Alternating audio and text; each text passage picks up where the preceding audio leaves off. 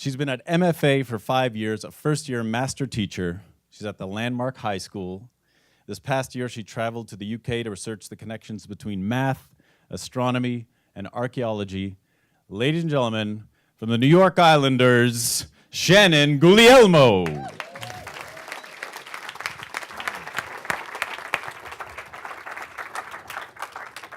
Hello, everyone. I'm really excited to be here tonight because what I'm going to talk about is really important to me.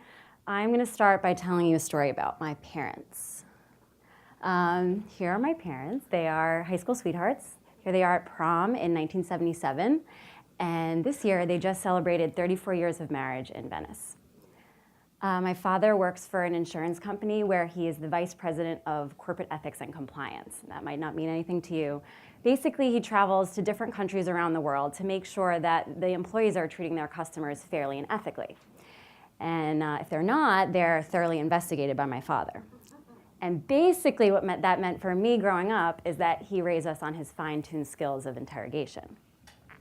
I remember being in middle school, and I had some friends over the house, and another friend was saying negative things about another girl's father, how he didn't make enough money.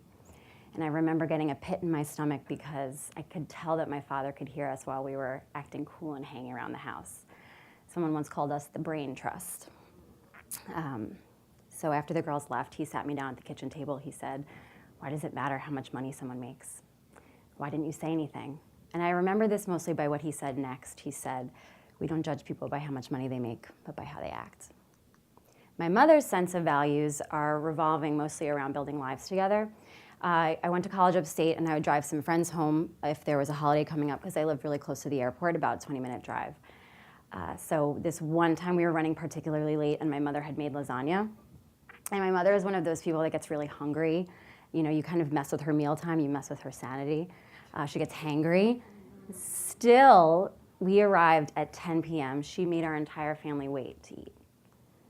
So these values that I'm telling you are so ingrained in me that I didn't even realize until I sat down to write this talk.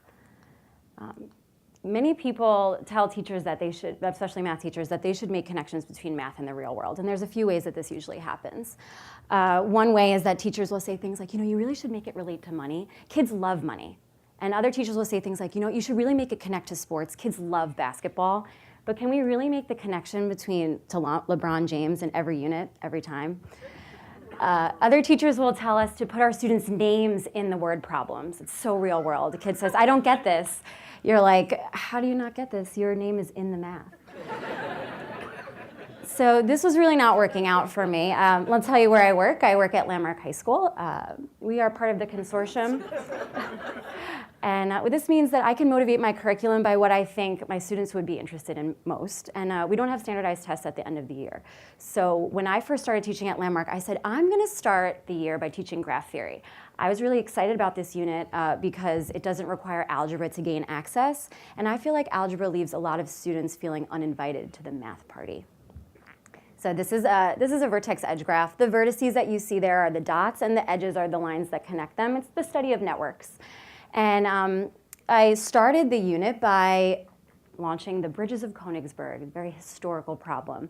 And I said something like this. I said, "All right, everybody, we're going to go to Königsberg today. This is a map of Königsberg. The land that you see there are represented by the dots on the map, or vertices, and those bridges are represented by these edges. And today, we are going to start on one piece of land. We're going to see if we can cross all of those bridges and end up in the same place. Euler did this in the 18th century, and we're going to do it today." And to be honest, the launch fell pretty flat. And I was really disappointed because I was really excited about this unit. Every day, my students write in math journals. They reflect on what they learned.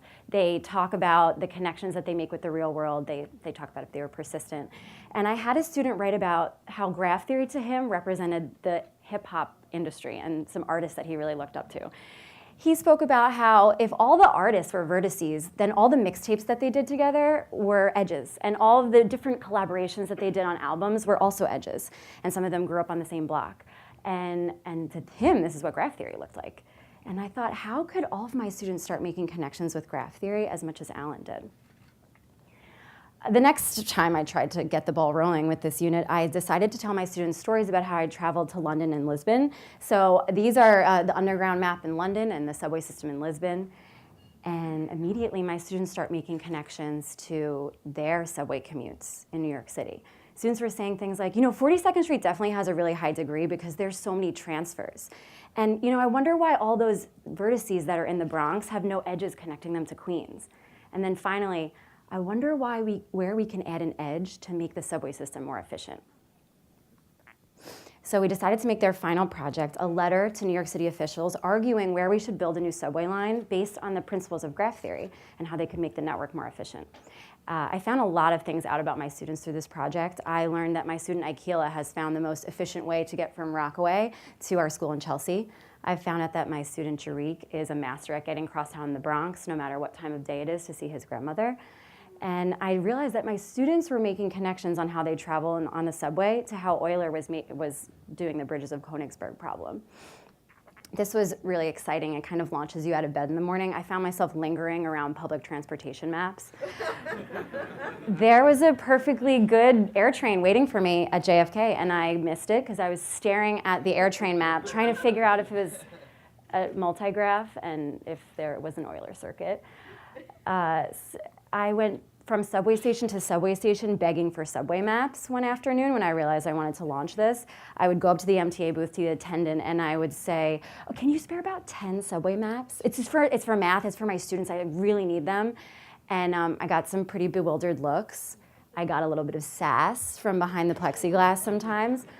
But I was really insistent that every student of mine was going to have a subway map so that they could study the graph theory in this unit. I was as insistent as my mother was about waiting for all of us to eat the lasagna in the situation. So now when I launch my unit, I start with the New York City subway map, and I have each student place a bright colored sticky note over their home subway station, building our sense of community and making connections with my students from the get-go.